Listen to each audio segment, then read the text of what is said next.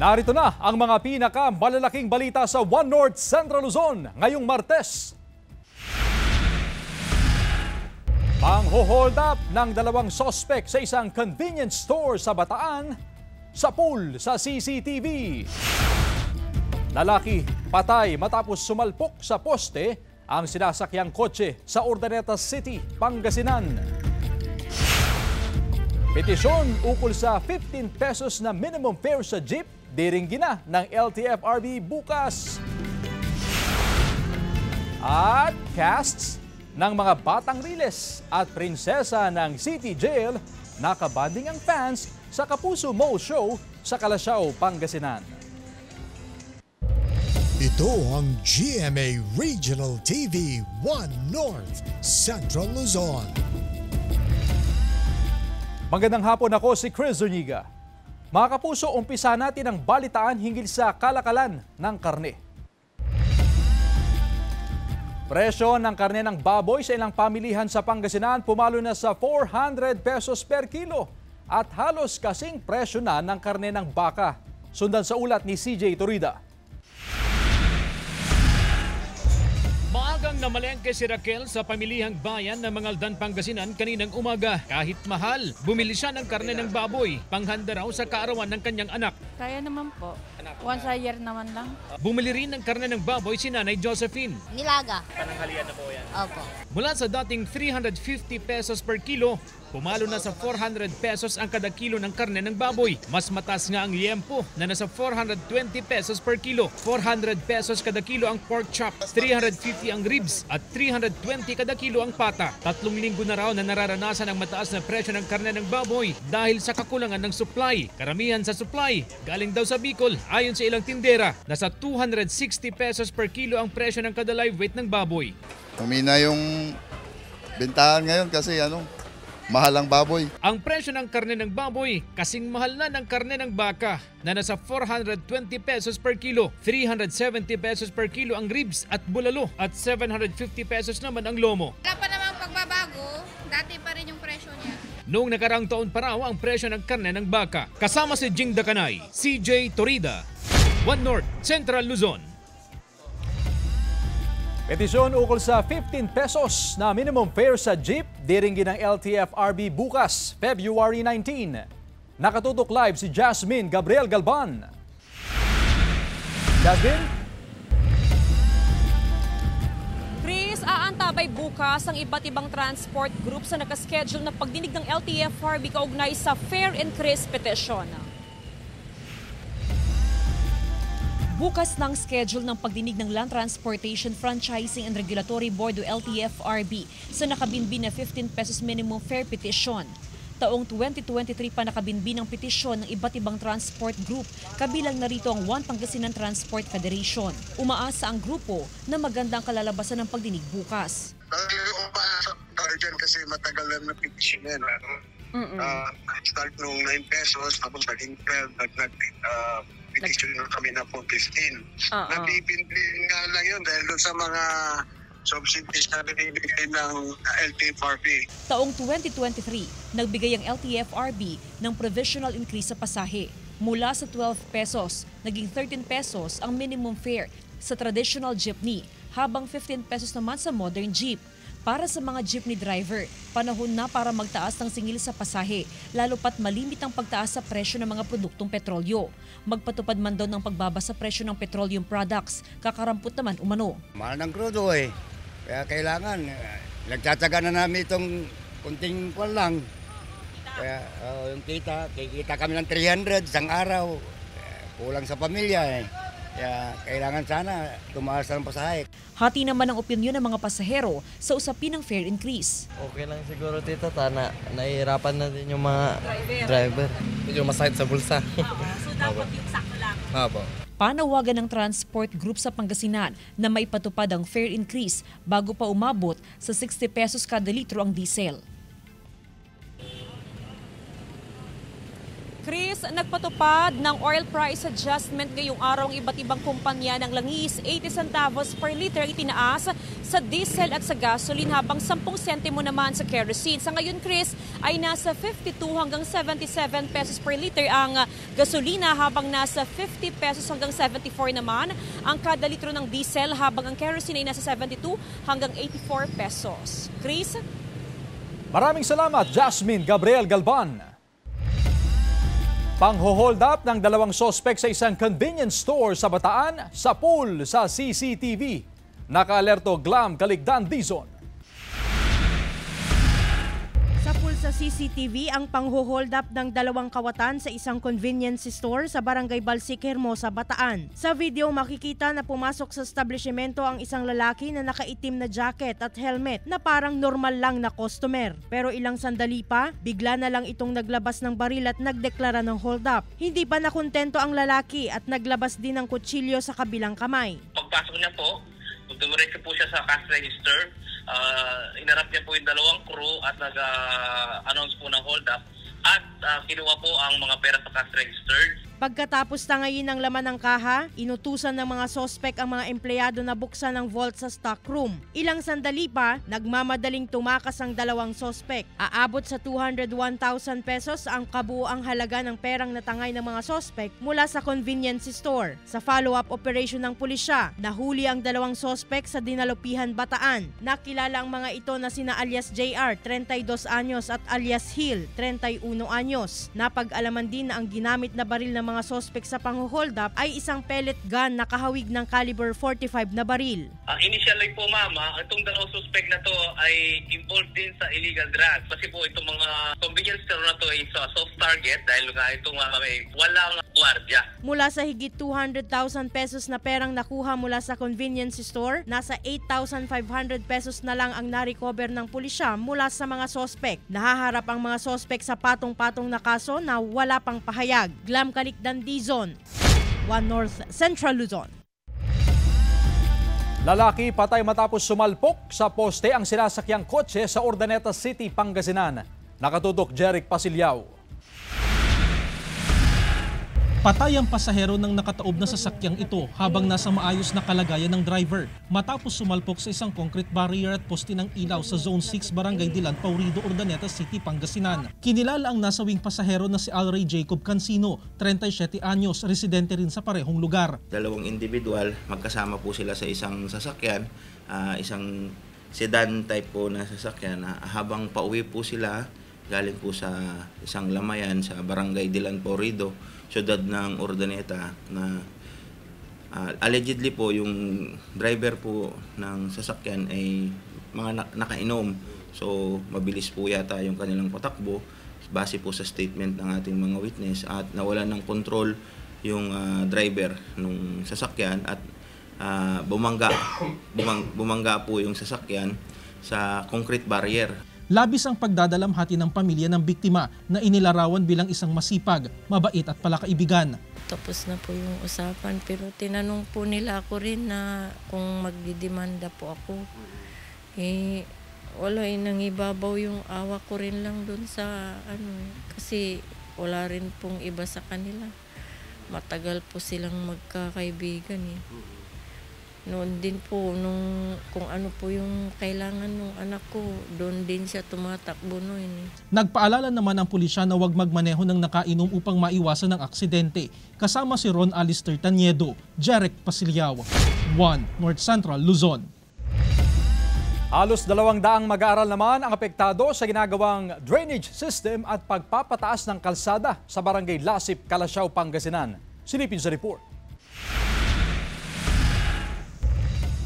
Puspusan ang paggawa ng drainage system at pagpapataas ng kalsada sa Barangay Lasip, Calasiao, Pangasinan. Nagsimula pa ang proyekto noong November 2024 bilang tugon sa problema ng baha sa lugar. Pero Kasabay ng road elevation project ay ang problemang kinakaharap ngayon ng nasa halos 200 na batang mag-aaral at mga guro sa paaralang ito sa barangay. Abot na kasi ng patataas ang kalsada ang gate at pader ng paaralan. Pinangangambahan din na posibleng malubog ang nasa 10 silid ng eskwelahan dahil sa patataas ang kalsada. Problema rin daw ang pagpasok at paglabas ng mga bata dahil sa peligrong dulot ng ginagawang proyekto. Pag lumalabas po yung mga bata, sinisigurado po na andyan po yung barangay police para itawid yung mga bata, para maiwasan na rin po yung accident. Kikipag-coordinate kami doon sa kontraktor, saka yung mga tauhan nila na lalagyan muna ng takip yung drainage para doon sila dumaan yung mga eskwela. Nasa 3 metro ang lalim ng drainage canal. Nasa 1.5 meters din ang itataas ng kalsada na inaasahang matatapos sa Mayo ngayong taon. Siyempre, marami malulubog dyan, yung maliliit na bahay. Pero ayon sa mga opisyal ng barangay, konting sakripisyo lang dahil ito na raw ang pinakamagandang nangyari sa kanilang lugar. Ang mapataasan ang kalsada para matuldukan na ang kanilang problema sa baha. Maganda para pag baha, hindi na kami mababaha. Kasi pag baha, naabot kami hanggang doon. Kasama si Jing Dakanay, CJ Torida, One North, Central Luzon.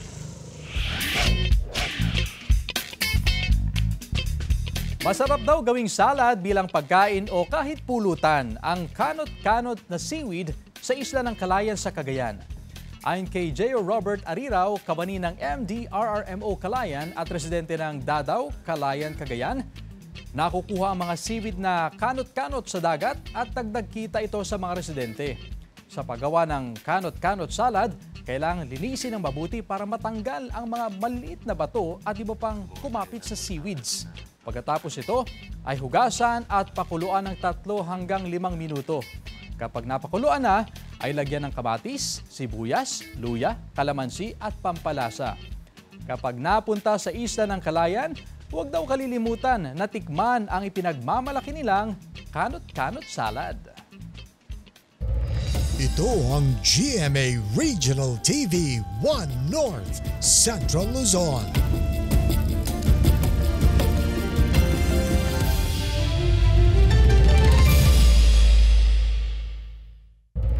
Ito ang GMA Regional TV 1 North, Central Luzon. Hulikam ang pag-ikot at muntik ng pagbaligtad ng isang L300 van sa Banggi, Ilocos Norte. Sa video, makikita ang puting L300 van na paakyat sa kalsada na mabilis ang patakbo. At habang nasa pakurbadang bahagi ng kalsada, bigla itong umikot at umangat ang 2 kanang gulong. Maswerte umano ang driver at walang nakasalubong na sasakyan. Ayon sa uploader na tagalinis ng kalsada sa lugar, sadyang matulin ang takbo ng sasakyan. Buti na lamang daw at malakas ang preno nito.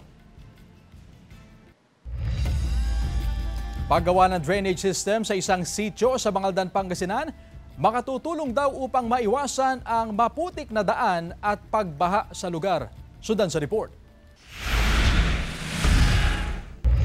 Sa tulong ng lokal na pamahalaan ng Bangaldan, Pangasinan, nawakasan na ang dekadang problema ng mga residente ng Sitio Anyani sa Barangay Malabago. Konkreto at may drainage na rin ang kanilang kalsada na dating maputik at bahain dahil sa mababang antas nito. May habang 55 meters ang kalsada at 41 meters covered drainage. Kaming mga council ay pumunta kay Mayor tapos sinabi namin yung problema yun at agad naman na tinagunan ng ating Mayor. Kaya nagawa po yun na with drainage po, with cover.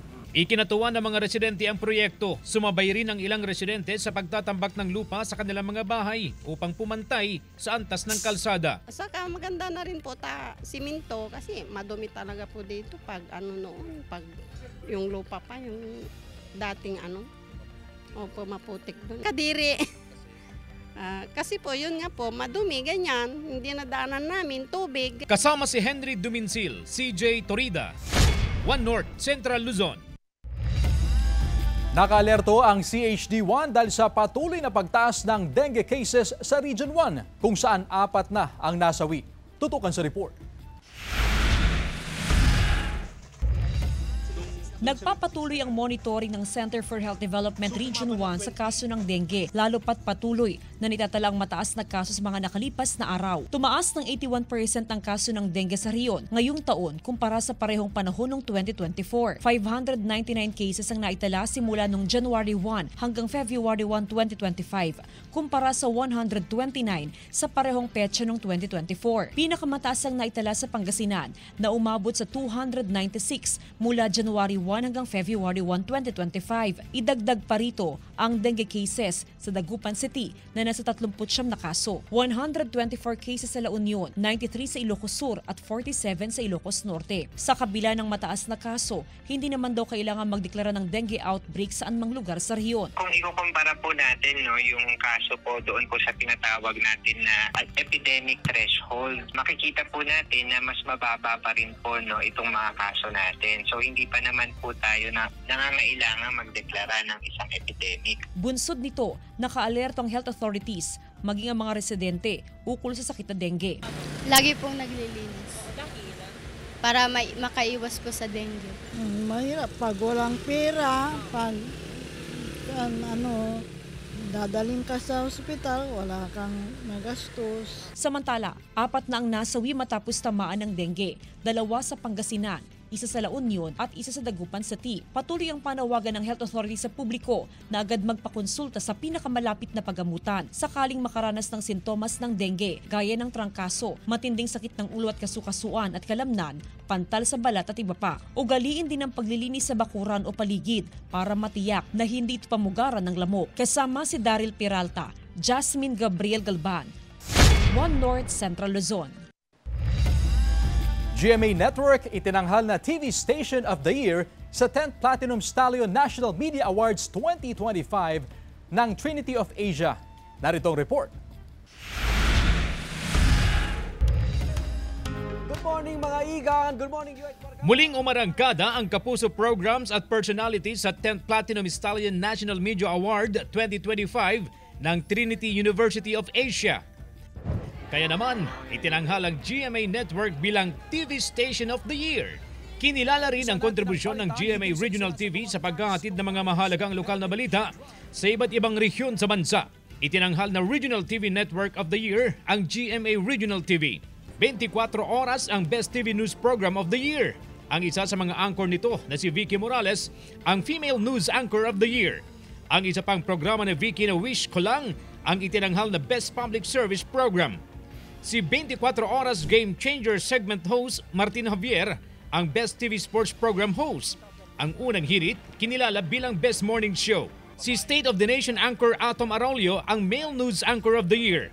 Ang top rating public affairs show na Kapuso Mo Jessica Soho ang Best News Magazine Program. Ang Eyewitness ang Best Documentary TV Show. Ang Super Radio DZBB ang Best AM Radio Station of the Year.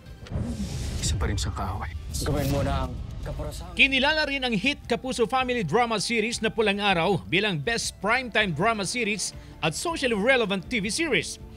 Ang ilan sa mga bida nito na sina Sanya Lopez at David Licauco ang Best Primetime Drama Series Actress at Best Primetime Drama Series Actor. Ang ilan pang cast ng series, sina Rochelle Pangilinan at Epi Gizon ang Best Primetime Supporting Actress at Best Primetime Supporting Actor. Si Raver Cruz naman ang TV Actor of the Year para sa hit primetime series na Asawa ng Asawa Ko. Si Asia's Limitless star Julian San Jose ang Music Artist of the Year. Ang Kapuso P-pop boy group na Cloud7 ay ginawaran ng citation for Breakthrough Boy Group of the Year. At ang It's Showtime, ang Best Noontime Show. Nagatid ng pangmalakasang performance si Rochelle at Cloud7 sa awards night. CJ Torida, One North Central Luzon. Good news mga kapuso sa mga naghahanap ng trabaho, pagkakataon nyo na maging bahagi ng GMA Network. Naghahanap po ang GMA Network ng mga top caliber applicants para sa mga sumusunod na posisyon. Ang sinumang interesadong aplikante ay maaaring magpadala ng kanilang aplikasyon sa careers.gmanetwork.com. Mag-apply na at maging bahagi ng GMA, ang #1 network in the country.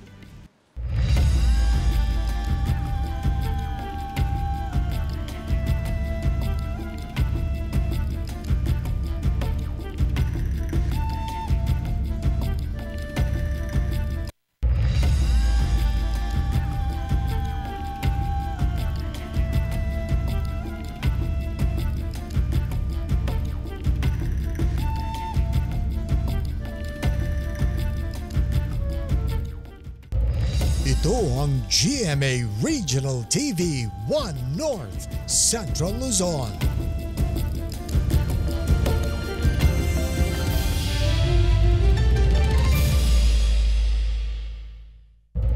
Ito ang GMA Regional TV 1 North Central Luzon. Pinakawalan ang Philippine Hawk Eagle sa kagubatang bahagi ng Dimaluade sa bayan ng Dinapigi, Isabela. Bago pinakawalan ng agila, siniguro ng mga kawani ng Community Environment and Natural Resources Palanan, Isabela Sub-Office na nasa maayos itong kondisyon. Pinangunahan ni Police Executive Master Sergeant Mauro Agcanas ng Isabela Law Enforcement Team ang pagdala sa sentro sa naturang agila mula sa pagkakahuli nito ng isang dumagat. Nakatala sa International Union for Conservation of Nature o IUCN Red List ang Philippine Hawk Eagle na endangered o nanganganib na ang lahi dahil sa papaunting populasyon nito. Patuloy na hinihikayat ng tanggapan ng publiko na makipagtulungan sa pag-conserve sa mga wildlife, kasama na rito ang mga agila. Inilunsad naman kamakailan sa San Fernando Elementary School sa Pampanga ang Lunes Malinis o Clean Monday Program. Layo ng proyekto na maturuan ang libu-libong grade 1 hanggang grade 6 ng tamang paraan ng pagtatapon ng basura. Sa ilalim ng programa, maaaring mag-ipon at magdala ang mga bata ng kanilang mga gamit o gamit ng sachet o plastic mula sa bahay na itatapon tuwing Lunes sa malaking trash bin sa paaralan. I-upcycle ang mga nakokolektang sachet bilang school furnitures na maaaring magamit sa paaralan. Ang 18 kilos ng plastic sachet ay kayang gumawa ng isang armchair. Ang SFES ang pinakamalaking public elementary school sa nasabing syudad kung saan inilunsad ang programa. Malaking tulong umano ito upang mabawasan ang basura at maturuan ang mga bata ng kahalagahan ng tamang pagtatapon ng basura.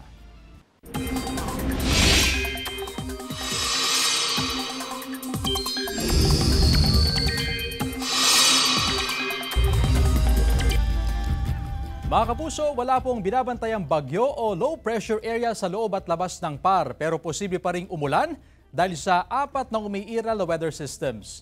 Ayon sa Pag-asa, nakakaapekto sa extreme northern Luzon ang northeast monsoon o amihan. Habang shearline naman ang umiiral sa eastern section ng northern Luzon. May umiiral ding intertropical convergence zone o ITZZ sa Mindanao at easterlies o mainit na hangin naman sa Metro Manila at iba pang bahagi ng bansa. Base sa datos ng Metro Weather, buong maghapong may pag-ulan sa buong Luzon. Posible rin ang malalakas na ulan lalo na sa Isabela, Quirino at Aurora. Maging alerto po sa banta ng flash flood o landslide. Posible rin ang ulan sa iba pang bahagi ng bansa dahil naman sa thunderstorms.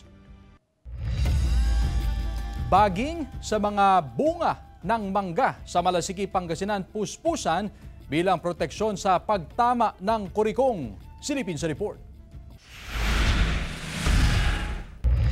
Sa video na ito, makikitang binabalot ang mga bunga ng punong manggang ito sa Barangay Kanan Norte sa bayan ng Malasiki, Pangasinan. Paraan daw ito upang makaiwas sa pag-atake ng cessid fly na sisira sa mga bunga ng mangga. Parang wala pa naman kaming natanggap na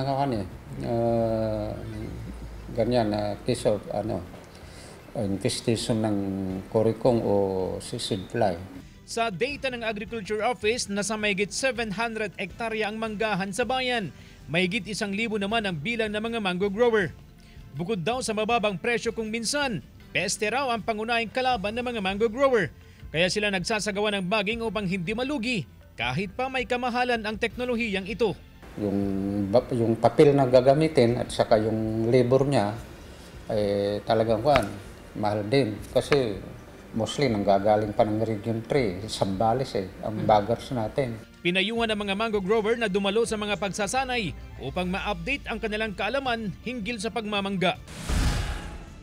Samantala, 1 linggo nang nararanasan ang mababang presyo ng mangga. Sa tindahan na ito sa Dagupan City, nasa 150 pesos ang kada kilo ng mangga. Dating nasa 180 hanggang 200 pesos ang per kilo ng mangga. Marami raw ang harvest kaya bumaba ang presyo. Karamihan sa mga supply galing sa San Carlos City. Kasama si Jing Dakanay, CJ Torida, One North, Central Luzon.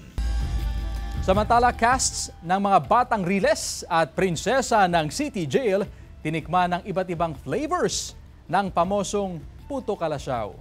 Tunghayan sa report. Ang Pangasinan, hindi lang kilala sa magaganda nitong tanawin, dinarayo rin dahil sa mga nakabubusog nitong pagkain. Isa na riyan ang malagkit, matamis at ang binabalik-balikang Puto Kalasyaw. Kaya sa pagbisita ng mga bida ng prinsesa ng City Jail na sina Allen Ansay at Sofia Pablo, kasama ang cast ng mga Batang Riles na sina Kokoy De Santos, Bruce Rowland, Rahil Birria at Anton Vinson sa Kalasyaw, Pangasinan, ang ipinagmamalaking puto ng bayan ang kanilang unang nilantakan. Ang boys ng mga Batang Riles nagbardagulan sa paghulan ng iba't ibang flavors ng Puto Kalasyaw. Parang lasang ube. Ano yan? Plato, plain. Tama, ilay. Ano yan? Ito naman. Strawberry.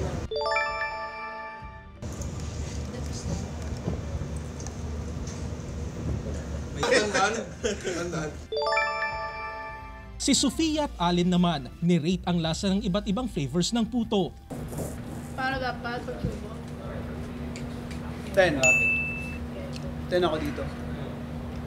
Ako mga 9, kasi hindi ko naman favorite yung plain. Usually sa Manila, hindi ako kumakain ng plain. Nakikita na kami, nag-aantay kami yung next. 10. Sobrang hilig ko sa banana.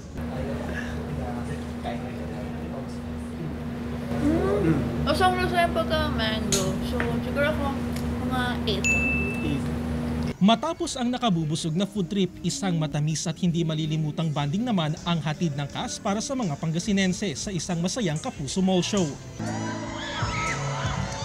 Naghiyawan sa kilig ang crowd sa performances ni na Anton Vinson at Bruce Rowland, na pareho pang nangharana ng girls on stage. Nakaka-overwhelmed kasi hindi ako sanay sa mga maraming tao, and super exciting and super blessed po na nandito kami dito sa Pangasinan. Sobrang saya po. Sobrang daming tao, taas po ng energy nila, and sure ako na babalik kami dito. Sinulit naman ng ilang fans ang moment ng awitan sila ni Rahil Birria.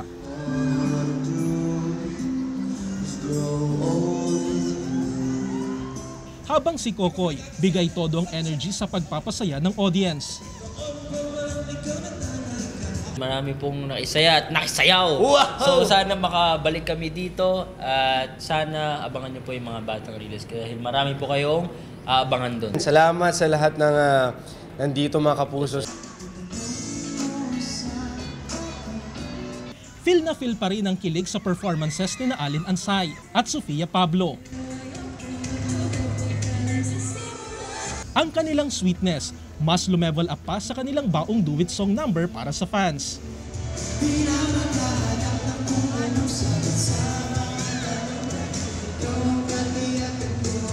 Grabe po, sobrang init ang pagtanggap nila sa amin, and katulad po ng lagi namin sinasabi, ang sarap mag-perform. Pag nakikita mo, nag-enjoy yung mga tao. So sobrang nag-enjoy kami. Minsan lang namin sila nakikita, unlike kapag kumare sa Metro Manila lang. Kumbaga madalas naman kami, lalo pag nagtitaping, may nakakasalamuha. Pero pag ganito na talagang malayo, minsan lang namin makita. So nag-enjoy din kami na mapasaya sila. Nagtapos ang palabas ng may ngiti sa mukha ng mga bawat kapusong Pangasinense. Jarek Pasilyao, One North Central Luzon. Samantala, mapapanood niyo po ang episode dito at iba pang pinakahuling lokal na balita sa official website ng GMA Regional TV, www.gmaregionaltv.com. Pwede rin kayo bumisita sa aming official YouTube channel, GMA Regional TV, at i-click ang subscribe button para sa pinaka-maiinit na balita mula sa mga rehiyon.